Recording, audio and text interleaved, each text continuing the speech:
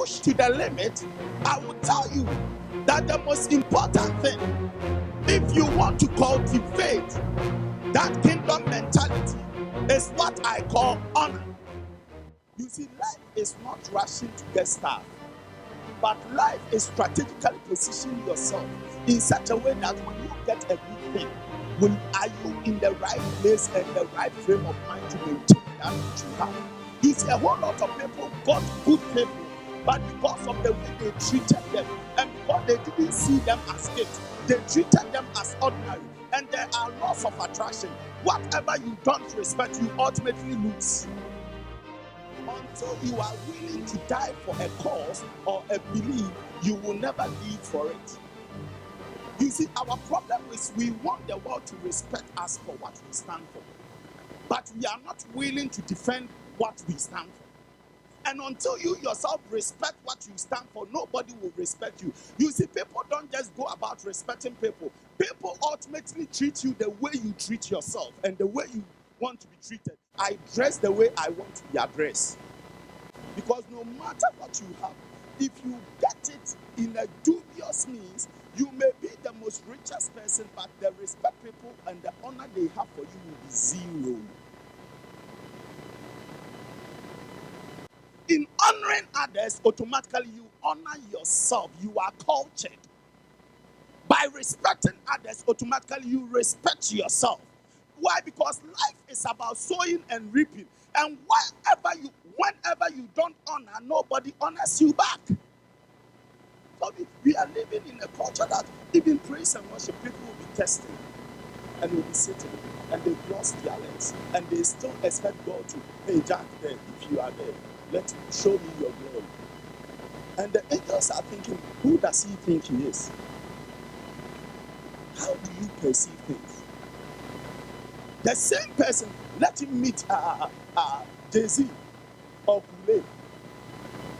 Autograph. Hey. When they go to the, lift up your right hand. Hey, watch. Shake to the left. Shake to the right. Hey, jump. But the same people, when they come before dignitaries, all of a sudden something in them tell them that nobody tells you what to do. Are you really sure nobody tells you what to do? Are you really sure you just came out with that hairstyle? Are you really sure? Are you really sure you don't want anybody to tell you what you want to do? Or there is something in you that rejects and rebel against things that will help you to become the ultimate man or woman God destined you to be? What we don't understand is that God is not mocked. Whatever you sow, one day you reap. And whatever you say in the name of God, when the ultimate God comes, everybody will be judged. So you see, my duty is not to give motive to what others are doing, but my duty is to do my part, to sow the right seed. I may have been taken advantage of, but ultimately I did what I could do based on the information I had. And ultimately I will leave God, who is the ultimate judge, to judge us. Manifestation of things that the mind cannot understand. Tumors will begin to disappear. The blind will see. The lame will walk. Mighty wonders is about to be done. But then, to whom much is given, much is required. No more repeating my exams. No more being called names. I am willing to learn the principles of life so that I begin to move forward, knowing and moving with purpose and aggression and tenacity, knowing that there are so many mountains to be conquered. I was born to be a champion. I refuse to die like a nobody. Saul went in search of a donkey, only to say that now my father may be worrying about me. It wasn't the servant complaining, it was the master. When the donkey is found, who benefits? Not the servant, but you. It's your property. But he was willing to let go. You see, anytime you see people who are wasteful, they don't have the capacity to fight for things that belongs to them. They have an attitude of it's not ours. When they come to church, they are so much about the place they will sit of honor than seeing something that is dirty. What is the essence of position if your position is in filth? They are not interested in how can we exalt the God of Hamuai. But they are interested in how close they are with the prophet. Listen, if you get close to me, and no matter how cool you are with me, if you do not honor God, you are disqualified from receiving any good thing from him. The only reason God uses me is because I'm sensitive. I know that I am who I am by his grace. And my ability to continue to do this is dependent on my submission, and my level of submission is actually dictated by my mindset. Because I don't see submitting or lying prostrate before God as weakness or crying. So some people see me before I mount the pulpit, I'm on the floor, and they're thinking, what must be going on to the man of God? Hey, can you see Papa is crying? Let us also cry. You see, I've come to realize that when I was a nobody, when society gave up on me, when they did not give me any vote of confidence because I was bad. If there is any word like badder, I was badder than worse. It's not about anything. But God picked me up. He polished me up. And by his word, I am who I am. So I know that anytime I become arrogant, by one word, he will take his glory and I will be exposed. So God, cover me with your presence. God, whenever I'm going astray, put me in check. I don't want to lose my life. I don't want to lose my salvation. I don't want to lose this power you have deposited in my earthly body. Power. I'm a prophet. Anything that looks interesting, because I do understand that people are at different stages of their lives. So my message, I preach based on what I am reading. So if you are hungry, I will say something to fix you up. If you are broke, I will say something to fix you up.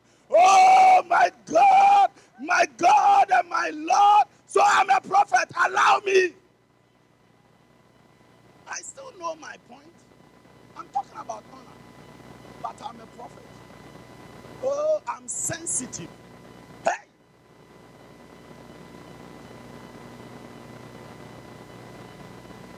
And though your beginning may be little, but you will be among the future millionaires. You are about to become part, not only those who rent, but you are being transformed into an owner. I am about to do a new thing. Hey. You may be Joseph. You think you went to a foreign land because your brothers were jealous. They sold you, but you went there in order to be a prime minister. So you needed them to sell you. And at times society and life will push you into a corner. And you think everybody has given up on you. But the life is setting you up. Somebody, you are being set up for a blessing. You are being set up for a blessing. You are being set up for a blessing. It's amazing at times. Some of the most unlikely places are the places that changes our destiny. Oh. You see, it's amazing how life is. People you think you can depend on, when you need help, they are most at times not there.